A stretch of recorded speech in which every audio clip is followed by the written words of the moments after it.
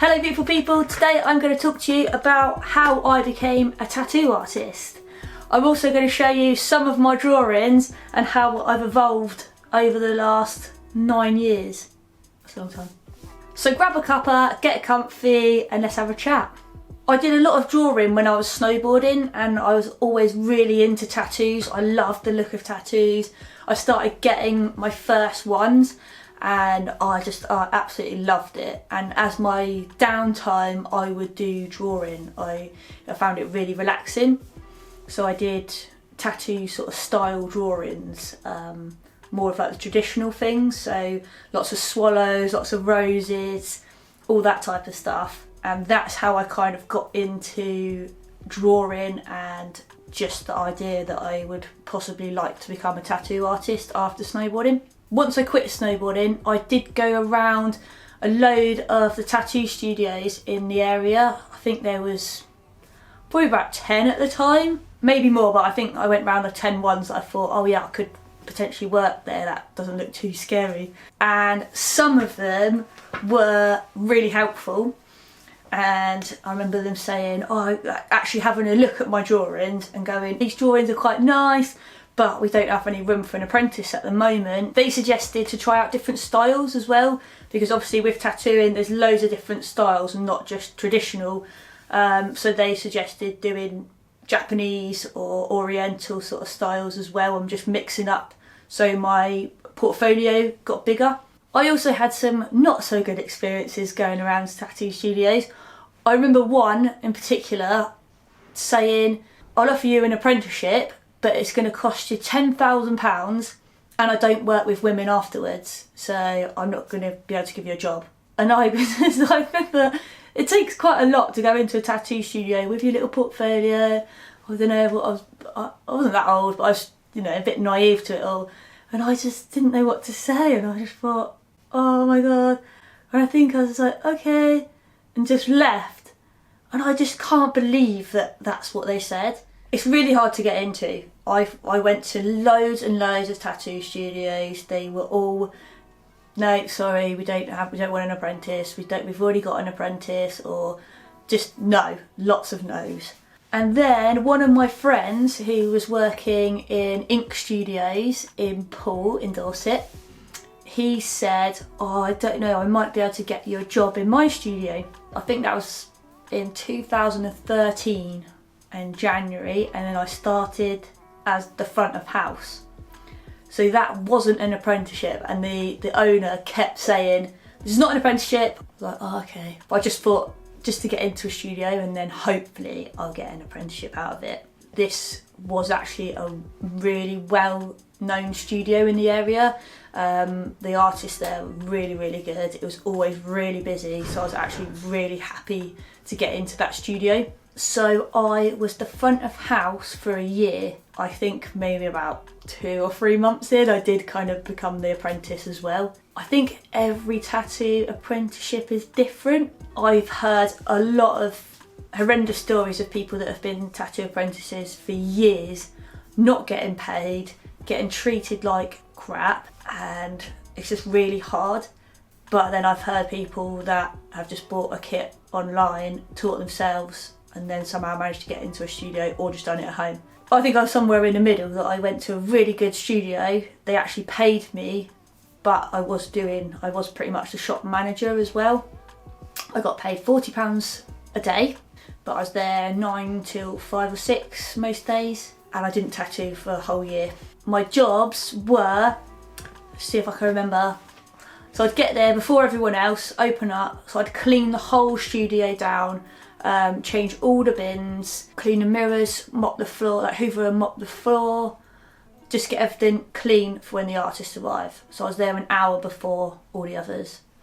And back then we didn't have disposable grips or tips, so I had to hand clean all of the tips.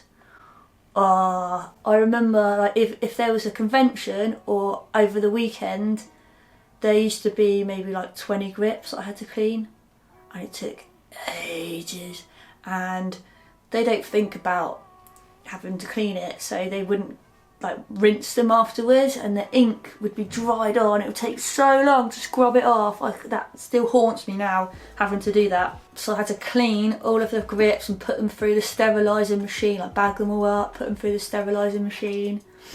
That was one of the worst jobs I remember having to do. But also looking in the toilet and stuff, lovely. And I also made probably on average 30 cups of tea a day, I reckon. There was one guy, he had a tea, and before he'd even finished it, I'd be like, alright, do you want to make us another cup of tea? I didn't even finish that one.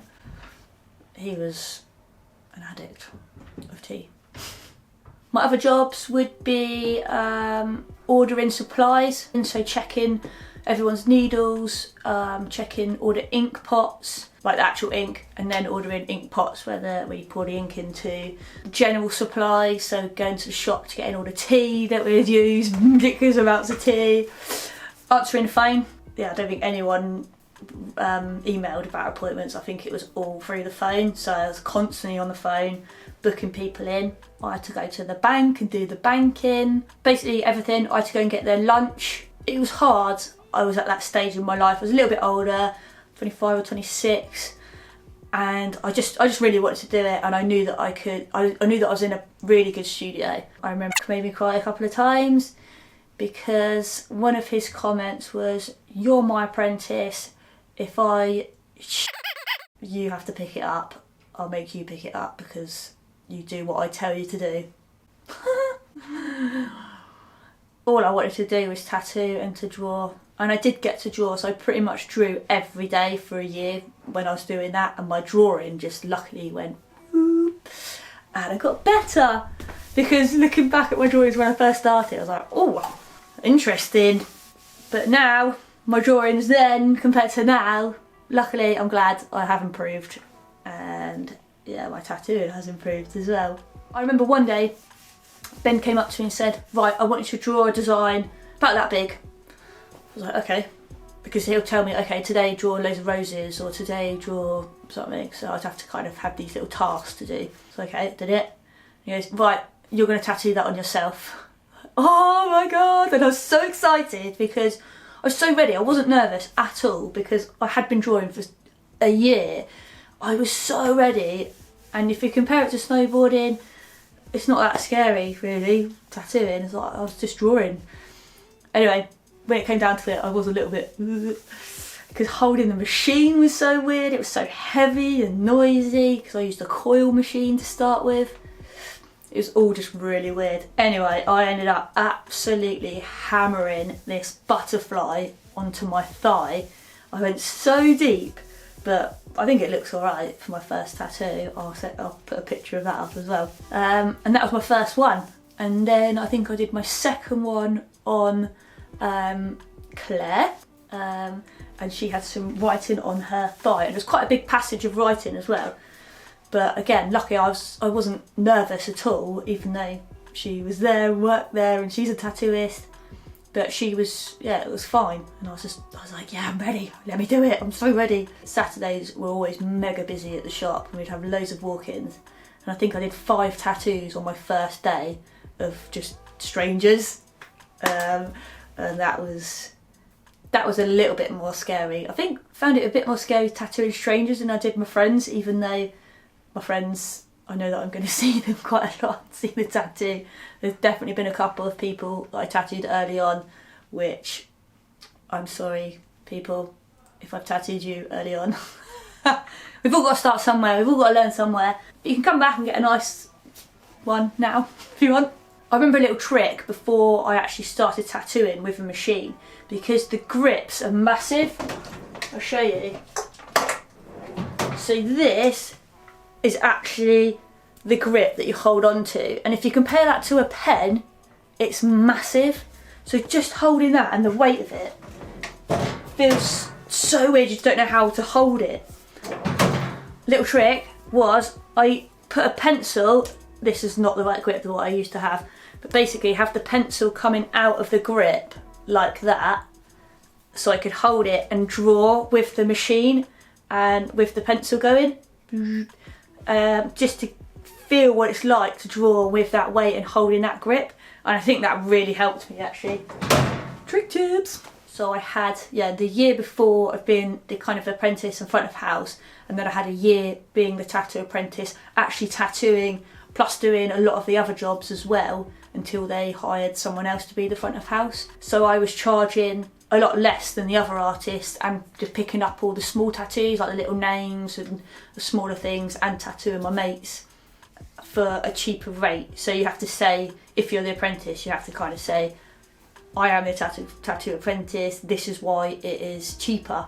Getting away with a couple of dodgy lines, I think. If you say that you're new to it, then it doesn't matter. When I first started, I was well into traditional style tattoos, and that's the style that I wanted to tattoo.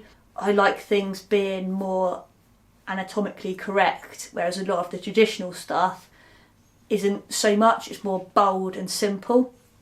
And I couldn't quite get my head around that doing the designs. So that's why it is quite important to try different things, because you might think in your head, oh, I really like that, I want to do that, but actually you might be better at doing something else. So after that first year, then you kind of go up another level, so you charge a little bit more, but maybe not as much as the other artists. That's how it was at our studio.